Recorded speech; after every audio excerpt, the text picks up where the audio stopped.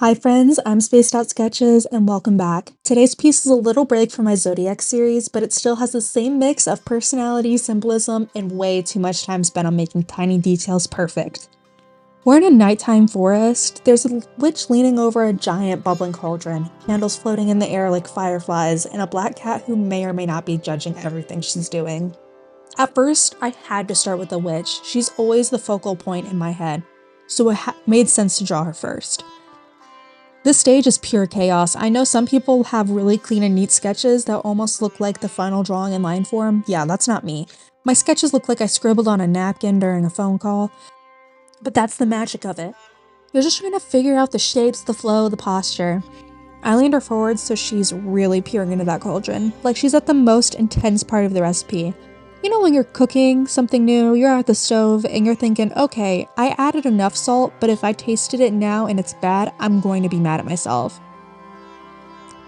That's exactly the energy I wanted for her. I tilted her hat forward to cast half her face in shadow. It instantly gives her this mysterious vibe, like she knows something you don't, and maybe she does. I also gave her long, slightly messy hair because listen, if you've been standing over a hot cauldron for hours, steam hitting you in the face, you're not gonna have perfect hair. If anything, I imagine it smells faintly of rosemary and smoke by now. You ever notice how witches in stories are always brewing something at night? Like, is there a magical HOA rule that says no daytime cauldron use? Personally, I'd want to be making my potions at 2 p.m. Once I had her placed, I moved on to the cauldron. I knew it had to be big, not just big enough to make soup, but big enough that falling into it is a grave concern. I wanted it to feel heavy, like it's been there for years, maybe passed down through generations. And if this were real, I bet the inside is stained with hundreds of different potions, and there's probably at least one dent from an accident we don't talk about. I'm kind of convinced that the cauldron is the kitchen equivalent of a cast iron skillet. You don't buy it, you inherit it. And if you wash it wrong, you will awaken the wrath of every witch ancestor you have. Then came the floating candles, and they were my favorite part to sketch. I scattered them at different heights so they'd feel organic. Each one has unique wax strips because I didn't want them to look stamped in. There's something weirdly relaxing about drawing wax strips. Maybe it's because they're just controlled randomness. I love the idea of floating candles, but when I think about it too long, they sound like a nightmare in real life. Can you imagine just being mid-conversation with someone, your floating candle floats up behind you without you even noticing, and drips hot wax down your back?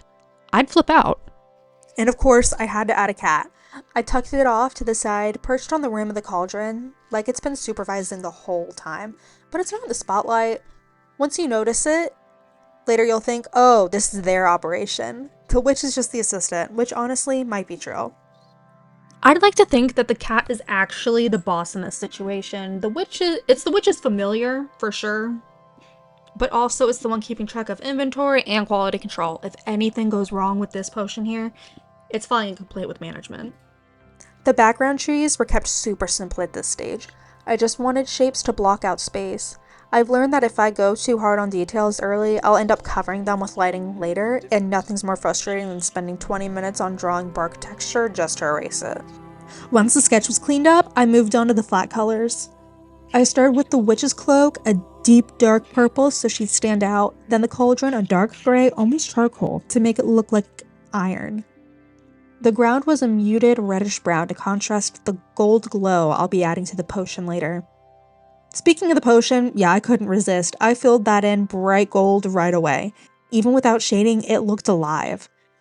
There's always one color in a piece that I get impatient to add, the one that ties everything together, and here it was definitely the potion. As I was filling it in, I started thinking, would I even drink a magical potion if someone offered it to me? Like, sure, maybe it gives me eternal youth, or maybe it might turn me into a squirrel. And even if it did work, there's no guarantee it even tastes good. Imagine going through all that magic and it tastes like cough syrup. Then came the shading, which is probably my favorite part of drawing. I started on her cloak, adding folds where the fabric bends and soft highlights from the cauldron's light. During the shading process for this, I was thinking about how awkward it would be to actually pose for it. Like, if I was painting it from life, I'd say, okay, lean over this giant pot for 3 hours and look mysterious. In real time, you'd have back pain before the spell was even close to being done.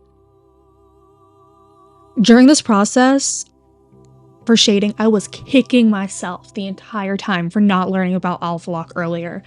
I had to go back so many times, all because I put all the flat colors on the same layer.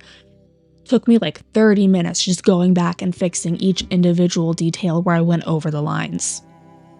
It really felt like I was wearing a blindfold while I was drawing this, with how much I went over the lines. It was ridiculous. I added deep shadows on the cauldron on the far side and a glowing rim where the light would hit.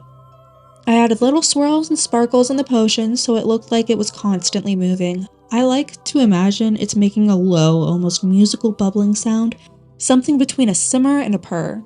Still a little too loud to be comforting though. Next, I worked on the candles. Each flame was slightly different, some leaning like there's a breeze, others standing straight up. With each candle I drew, I had to resist making the flames way too big, because in my head, big flames look cooler, but in reality, that's how you set your sleeve on fire. Which, to be fair, would fit the witch aesthetic, but not my art style. I softened the edges so they looked like they were glowing, and then added shading to the wax so you could see the shape of each strip. While painting them, I thought about the first time I ever lit a candle as a kid. Pure magic, until I got hot wax in my hand. Suddenly, it was pure magic and mild injury. Floating candles in real life would probably be a hazard, but in art, they're perfect. The background trees got soft highlights in them where the candlelight would hit them. It's subtle, but without it the scene would feel flat.